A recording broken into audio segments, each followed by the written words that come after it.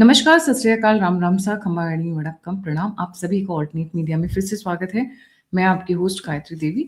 भारत के judicial system दुनिया की सबसे न्यारी जुडिशियल सिस्टम है। यहाँ पर इसलिए कहावत बहुत चलती है, कहते हैं people with capital never get capital punishment. मतलब जिनके पास पैसा है उनको कभी भी लाइफ सेंटेंस और कभी भी उनको फांसी पर नहीं लटकाया जाता है। पैसा बहुत होता है, डिलेज पर डिलेज होते हैं। मध्य प्रदेश का एक केस आया जिसने झकझोर कर रख दिया है। उसके साथ साथ इस्लामिक समिट इंडिया में वहां के मौलाना ने एक ऐसी बड़ी बात बोल दी है जिसको लेकर इस वक्त पूरे के पूरे सोशल मीडिया पे कवायद हो गई है। जाट, सिख, हिंदू, जैन, बुद्ध, अब वो सभी को अलग अलग कैटेगरीज में बांध रहे हैं। दोनों पार्ट्स में कवर करते हैं। सबसे पहले कवर करते हैं मध्य प्रदेश का ये केस। मध्य प्रदेश के सियोनी डिस्ट्रिक्ट में ट्रायल कोर्ट के अंदर मोहतरमा तबस्सुम खान, अच्छा जज है वहां की, सॉरी, जज तबस्सुम खान ने 14 गौ रक्षकों को आजीवन कारावास के दे दिए सजा। अगर मैं कहूं ये गौरक्षक होते कौन है? रात को जो आप बड़े बड़े ट्रक्स देखते हैं सड़कों पे भागते हुए, उनके किसी के अंदर पेट्रोल का होता है, किसी के अंदर पानी का होता है। पता चलता है उनके अंदर कई बार गायों को बांध कर, लटका कर, किसी तरीके से ठूस ठूस कर लिया जाता है। डिस्पाइट द फैक्ट कि मध्य प्रदेश के अंदर, like many other states, Madhya Pradesh के अंदर गौ हत्या बैंड है। It is not allowed there. But फिर भी क्योंकि हर जगह मौजूद नहीं हो सकते हैं लोग, तो ये लोग अपनी मनमानी करते हैं। हर हर टैंकर को, हर ट्रक को पुलिस वाले चेक नहीं कर सकते। मध्य प्रदेश गौवंश वध प्रतिषेध अधिनियम, इसके अंदर ना सिर्फ गाय, बछड़े, बछिया, बल्कि भैंसों को भी नहीं काट सकते हैं आप। और इसमें प्रॉपर टोटल बैन है, कंप्लीट बैन है। पर देखिए ना, एक छोटा सा इंसिडेंस आया जहां पे किसी की एक मॉब ने हत्या कर दी, पर 14 लोगों को आइडेंटिफाई करके 2022 का ये केस है, with in 3 years। What a fast forward movement. यहाँ पे 5-5 साल लोगों को डेट नहीं मिलती है, चाहे वो रेप का हो, चाहे वो मर्डर का हो। बड़े से बड़े संदिग्ध केसेस में लोगों को डेट्स नहीं मिलती है। निर्भया कांड लोग भूल गए हैं। निर्भया कांड का बंदा अभी भी घूम रहा है, बाय द वे। सिलाई मशीन अरविंद केजरीवाल ने दी थी।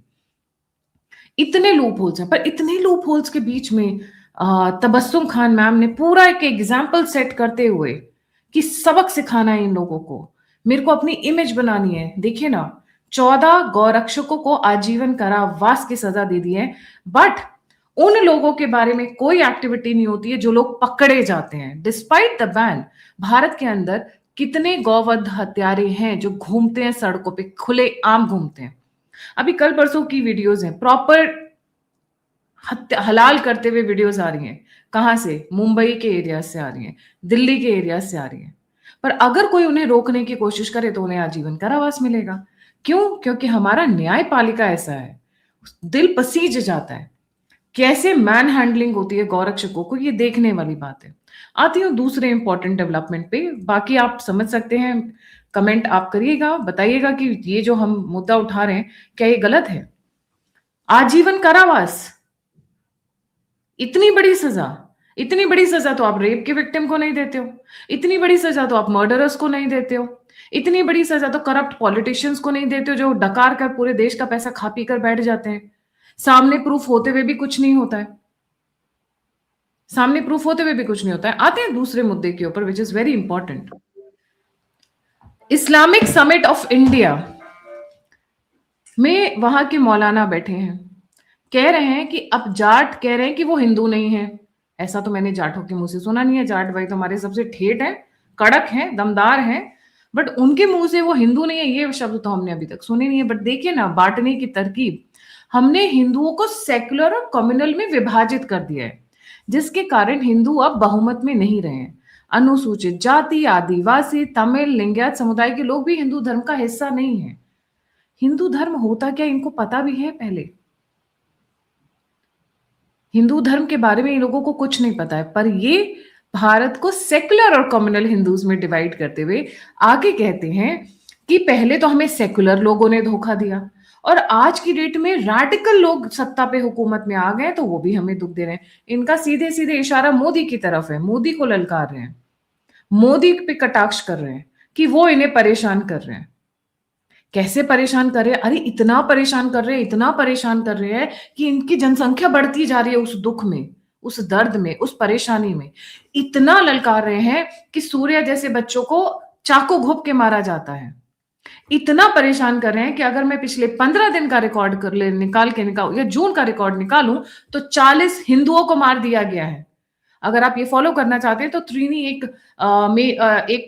टेलीग्राम के ऊपर एक चैनल है, जाके वहां पे देखिए, वो लिस्ट बना रहे हैं पूरी जून के अंदर, और 162 just with in this year. इतना प्रताड़ित हो रहे हैं लोग। बांग्लादेश में तो अब बाकी क्या कहना, वहां पे हिंदू इतना प्रताड़ित कर रहे हैं कि हिंदुओं को ही लोग खत्म किया जा रहा है। तो look at the way they talk, मीठी मीठी भाषा में कैसे डिवाइड किया जाता है, कैसे लोगों को ब्रेन वॉश किया जाता है, कोई इनसे सीखे। पर आज मैं पलट कर सवाल करना चाहूंगी। इन्होंने कहा डिवाइड किया है, चलिए देखते हैं इनके अंदर 3 कैटेगरीज है मुस्लिम्स में, अशरफ, अजलफ एंड अर्जल। अर्जल वो लोग हैं जिनके घर का ये पानी भी नहीं पीते हैं, अपनी कब्रिस्तान में घुसने नहीं देते हैं, शादी के कार्ड के ऊपर लिखा होता है नहीं, not allowed, Pasmanda not allowed, क्योंकि उनको पसमानदा नाम दिए हुए हैं। कौन है वो? अछूत हैं, अनटचेबल्स हैं। कौन कौन आता है इसमें? भंगी, तेली, लाल बेगी, मेहतर, हेला, इस तरीके के लोग। मस्जिदों के अंदर एंट्री नहीं होती है। ये हिंदूज को डिवाइड करें। क्या कोई ऐसा हिंदू टेम्पल है जहां पे ये लिखा हो कि यहाँ पे ठाकुर अलाउड नहीं है, बनिया अलाउड नहीं है, या ये अलाउड नहीं है, मंदिरों में तो सब अलाउड है, हिंदू, सिख, बौद्ध, जैन, हर कोई अलाउड है। हम लोग खुद भी जाते हैं। क्या अमृतसर हम लोग जब जाते हैं तो हम गोल्डन टेम्पल नहीं जाते हैं? या हम जैन मंदिरों में नहीं जाते हैं? या हम उन फेस्टिवल्स को नहीं मनाते हैं? बुद्ध पूर्णिमा को नहीं मनाते? बुद्ध पूर्णिमा किसकी है? बुद्ध भगवान की है। तो इसी तरीके से बांटा जाता है। और while you are busy there, ये वफ के नाम पे प्रॉपर्टीज ले लेंगे। While you are busy there, ये लव जिहाद करेंगे। And while you are busy, आप आपस में आप बिजी लड़ने में बिजी है, ये गवर्नमेंट की सारी स्कीम्स ले लेंगे। कोई भी स्कीम देख लीजिए उठा के, सबसे लाइनें किसकी है? लंबी, इन्हीं लोगों की है ना। और इस मौके पे इनके बोलने का मतलब क्या है? इनकी फ्रस्ट्रेशन निकल रही है। बहुत बांटने की कोशिश की इन्होंने, बहुत डिवाइड करने की कोशिश की इन्होंने, पर हो क्या रहा है? कुछ भी नहीं हो पा रहा है। परेशान क्यों है? क्योंकि सब कुछ करके थक चुके हैं, अब वो पैतड़े काम नहीं आ रहे हैं। हिंदूज अब कंसोलिडेट हो रहे हैं। नेहरू लियाकत पैक्ट जो 1947 में हुआ था, that was the beginning of Muslim appeasement in Bharat. उसके बाद से लेकर, अगर मैं कहूं, वेस्ट बंगाल के इलेक्शन तक मुस्लिम वोट बैंक एक वर्चस्व की तरह काम करता था कि हम बनाएंगे प्राइम मिनिस्टर। वो वेस्ट बंगाल के इलेक्शन के साथ धाराशायी हो गया, क्योंकि जब हिंदू इकट्ठा हो जाता है, कंसोलिडेट हो जाता है, तो मुस्लिम वोट बैंक वीटो धाराशायी हो जाती है, और उसी को करने की कोशिश है। और ये अकेले नहीं है, ये मौलाना साहब अकेले नहीं है, इनके साथ बहुत सारे मौलानाज हैं, इनके साथ बहुत सारी विपक्षी पार्टीज हैं, इनके साथ अखिलेश यादव हैं, इनके साथ तेजस्वी यादव है, इनके साथ राहुल गांधी है, इनके साथ सोनिया गांधी है, इनके साथ स्टालिन है। बहुत लोग इनके साथ हैं, ये अकेले नहीं है। क्योंकि हिंदूज के ऊपर ही तो ये लोग चढ़े हैं। एक बात बताइए, टैक्स आप पे करते हैं, सारे टैक्सेस हिंदूज पे करते हैं, और उसी के ऊपर ये मस्ती करते हैं। अब एक और बहुत इंटरेस्टिंग बात और बताती हूँ आपको, मुस्लिम्स नेवर डोनेट ऑर्गन्स। क्यों? क्योंकि कयामत वाले दिन उनका बॉडी इंटैक्ट रहना चाहिए, तभी कयामत वाले दिन वो लोग अपने कब्रिस्तान से उठकर खड़े हो जाएंगे जब आवाज आएगी ऊपर से।